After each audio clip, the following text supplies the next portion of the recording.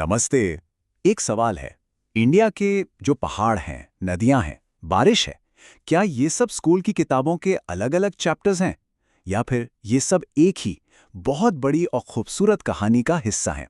चलिए आज इसी कहानी को समझते हैं। जरा इस तस्वीर को देखिए, कितनी शांत है ना? पर इस एक तस्वीर में पूरी कहानी छिपी है।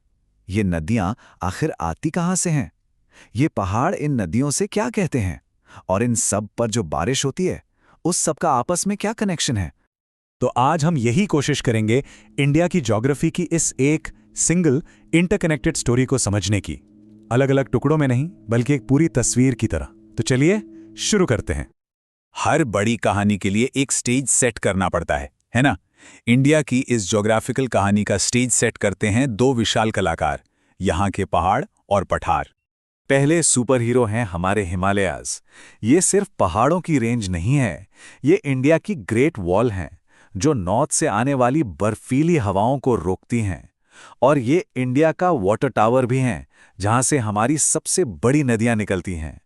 दूसरा है पेनिनसुला प्लेटो, देश का सबसे पुराना, सबसे स्टेबल हिस्सा, जो एक डायरेक्टर की तरह यहां की नदियों का रास्ता तय करता है।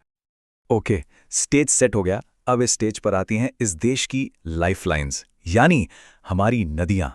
ये उन्हीं पहाड़ों और पत्थरों से अपनी लाइफ शुरू करती हैं।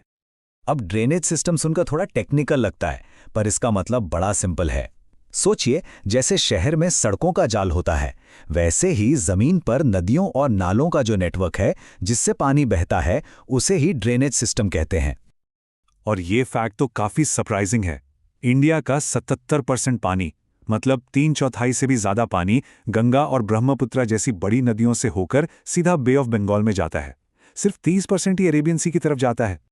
अब इंडिया की नदियां भी दो टीम्स में बटी हुई हैं।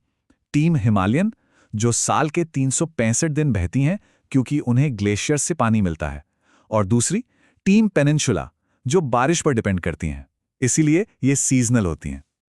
और इन्हीं दो सिस्टम्स में आते हैं हमारे बड़े प्लेयर्स, जैसे Indus system, the great Ganga system, Brahmaputra system और नर्मदा, गोदावरी, कृष्णा जैसी कई इंपॉर्टेंट पेनिनसुला नदियां। लेकिन एक मिनट, इन पहाड़ों को, इन नदियों को, इस पूरे सिस्टम को पावर कहां से मिलती है? इसका इंजन क्या है? इसका जवाब है मानसून, इस पूरे सबकॉन्टिनेंट की सालाना धड़कन, जो यहां जिंदगी लाती है। मॉनसून का नाम सुनते ही हमारे दिमाग में बारिश आती है, पर असल में मॉनसून सिर्फ बारिश नहीं है। ये हवाओं के डायरेक्शन का एक मैसिव सीजनल रिवर्सल है, यानी हवाओं का अपनी दिशा बदलना। और यही बदलाव साउथ एशिया में लाइफ के पूरे रिदम को सेट करता है। तो ये काम कैसे करता है? बड़ा सिंपल साइंस है। गर्मियों में जमीन समुद्र से ज्यादा तेजी से गर्म होती है। गर्म हवा ऊपर उठती है तो जमीन पर बनता है लो प्रेशर जोन। उसी वक्त समुद्र ठंडा रहता है, वहां हाई प्रेशर होता है। और बस हवा हमेशा हाई से लो प्रेशर की तरफ भागती है, अपने साथ समुद्र से ढेर सारी नमी लेकर, और हो जाती है बारिश। और ये ज्योग्राफी हमारी लाइफ को कैसे अफेक्ट करती है, इसका बेस्ट एग्जाम्पल है मुंबई वर्सेस दिल्ली। मुंबई में समुद्र पास है, जो एक जायंट एसी की तरह काम करता है। न ज्यादा गर्मी, न ज्यादा सर्दी। वहीं दिल्ली समुद्र से दूर है, इसलिए वहां गर्मी भी एक्सट्रीम होती है और सर्दी भी। और ये फर्क कितना बड़ा है, जरा सोचिए। एक ही देश में एक तरफ वेस्टर्न राजस्थान में गर्मियां 55 डिग्री सेल्सियस तक चली जाती हैं, और दूसरी तरफ लेह में सर्दियां -45 डिग्री तक गिर जाती हैं। कमाल है ना? तो अब तक हमने क्या देखा? स्टेज सेट हुआ पहाड़ों से, उस पर लाइफलाइंस आई नदियों की, और उनको इंजन मिला मॉनसून से। अब जब ये तीनों चीजें मिलती हैं ना, तब जन्म होता है इंडिया के ग्रीन गोल्ड का, हमारे जंगलों का। ये मैप देखिए, इस पर जो अलग अलग रंग हैं, वो अलग अलग तरह के जंगल हैं। और रूल बड़ा सिंपल है, जैसी बारिश वैसा जंगल। जहां ज्यादा बारिश वहां घने जंगल, जहां कम बारिश वहां अलग तरह के।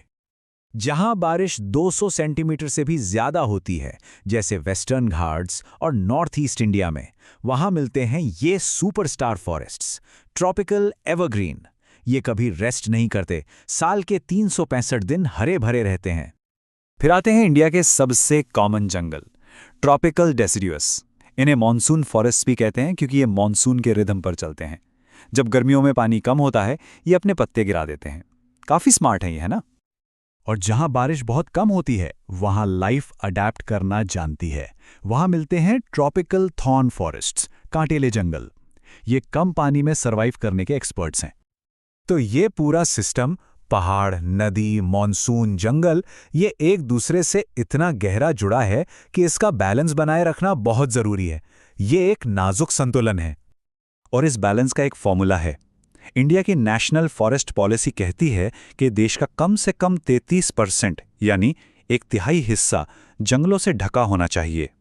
ये इकोलॉजिकल बैलेंस के लिए ज़रूरी है। और इस डायरेक्शन में एक बड़ा कदम है ये।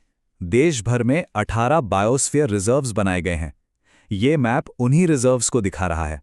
ये सिर्फ जंगल नहीं, ये हमारी नेचुरल हेरिटेज को बचाने के सेफ जोन्स हैं।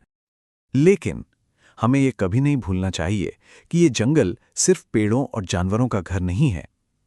कई कम्युनिटीज के लिए, खासकर आदिवासी समुदायों के लिए, जंगल ही उनका घर है, उनकी रोजी रोटी है, उनका पूरा अस्तित्व है। तो ये सारी कहानी एक जगह आकर रुकती है। हमारा भविष्य इस नेचुरल बैलेंस से सीधा सीधा जुड़ा हुआ है।